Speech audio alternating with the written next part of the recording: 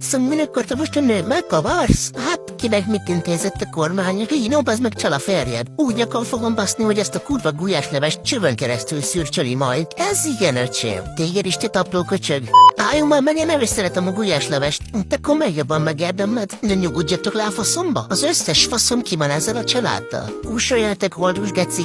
Csangben, mi a faszt akarsz, te horgonyképű? Szépen beszéljel, fiam, nem erre tanítottalak. Ja igen, már te buzinak tanítottál. Pontosan? Nem hiszem el, geci. Kussolja vagy gulyásleves helyett benzint kapsz. Ó, hogy egy jégesmente szokna le.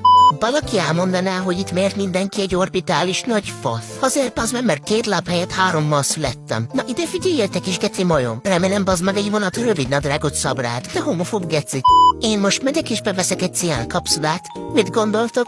Fantasztikus ötlet, legalább nem látom többet a rosnyapofád. Te vicces, mit te faszkalap buzi.